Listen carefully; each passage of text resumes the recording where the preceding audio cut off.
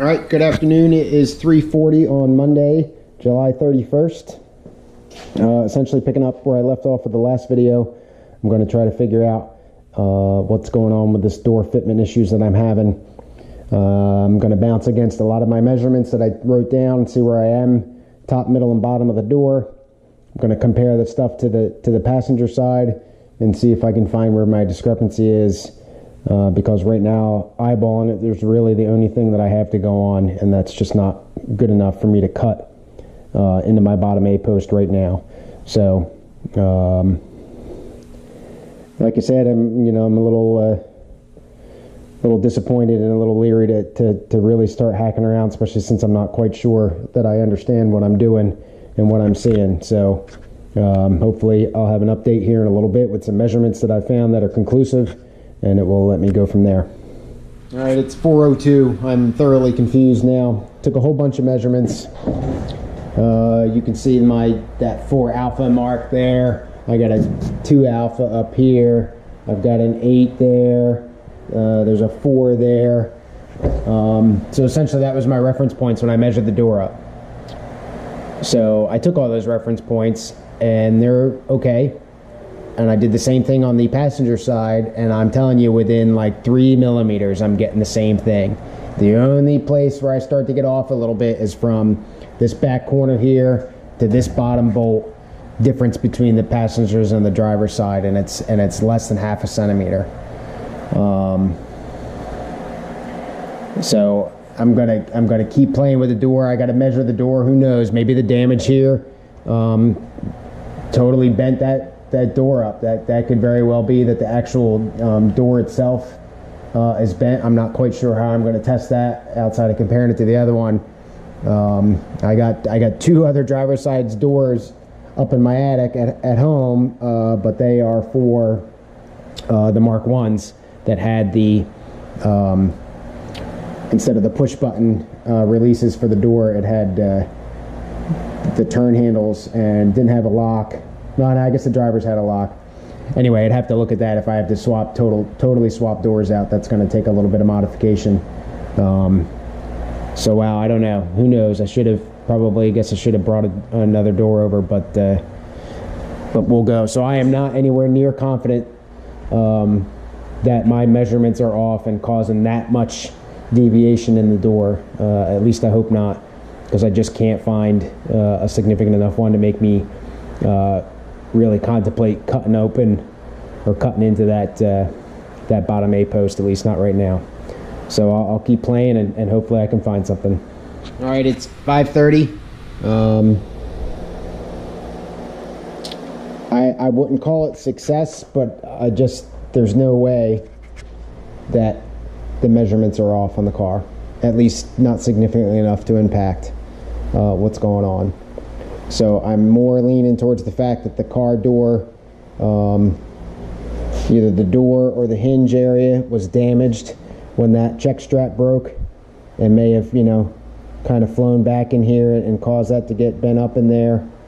I guess I can look at that, but I don't think there's really any better that I can do.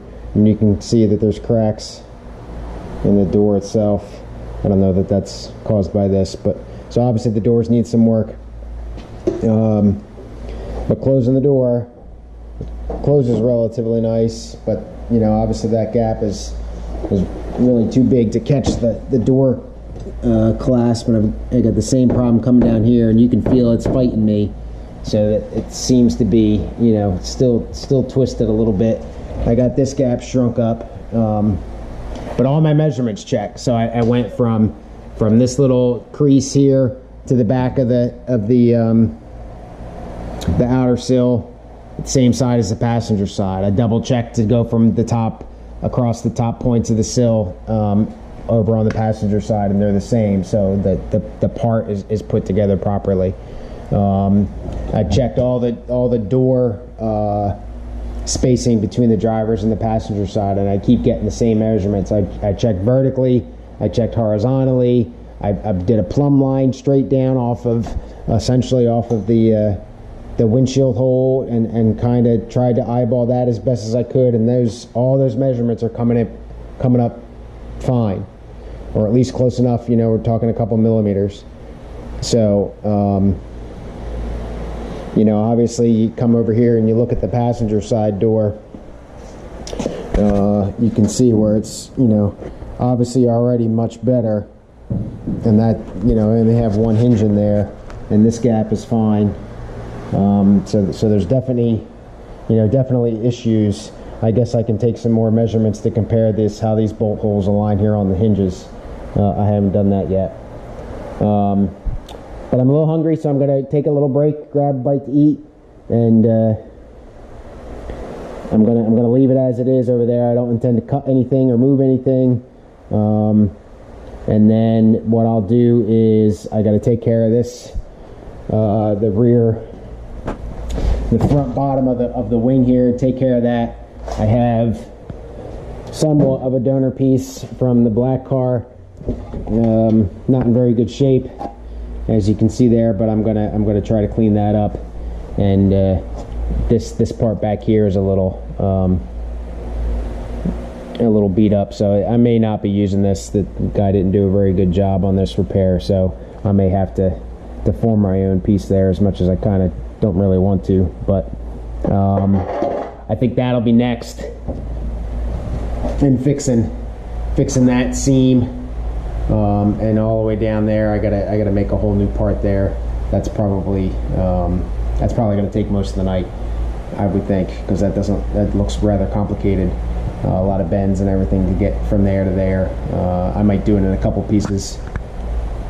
Whatever, not sure. We'll cross that bridge when we come to it. But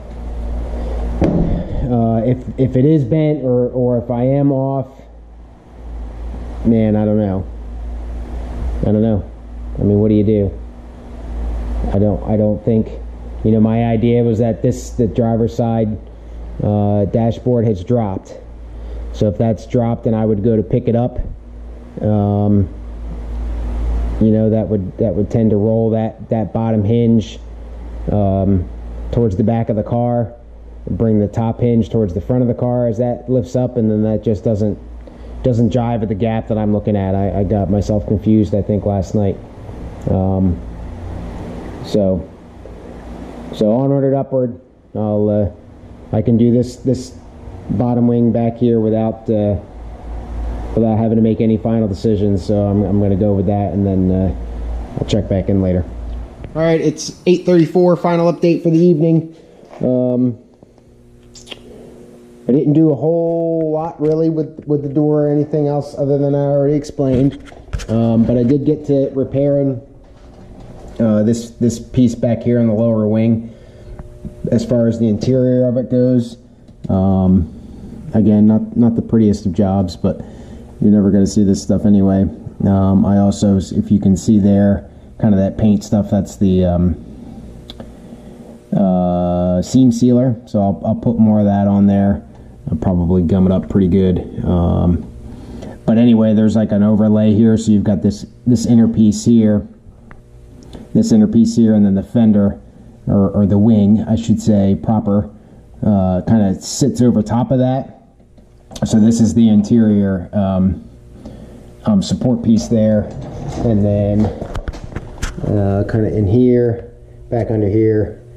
So obviously I've got to cut a patch for that whole piece. The tricky part's going to be making this transition here. You can see that's kind of deep as far as the notch, deeper than my little toggle tool hole punch thing. But anyway, I'll try to square that off a little bit better. I got a little dent here that I'll probably knock out because I'm not going to be able to get it otherwise. If you can see that there. Hopefully this light is not totally screwing everything up.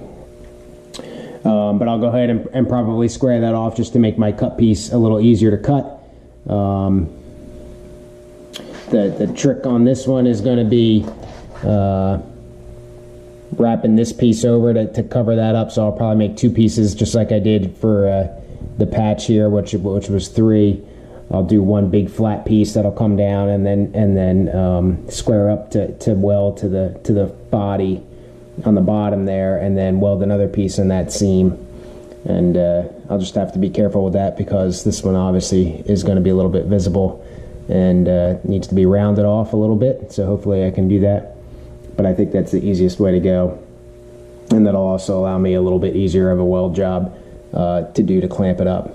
So, but that was it for the evening. Again, like I said with the door, just not confident enough that stuff is off far enough to cut stuff. Too many measurements are lining up exactly like the passenger side. So again, I'm not sure if it's a door. The door got damaged when the check strap failed. There's obviously some tears and stuff in it, but I'm not dealing with that tonight because I got to go to work tomorrow. So have a good night.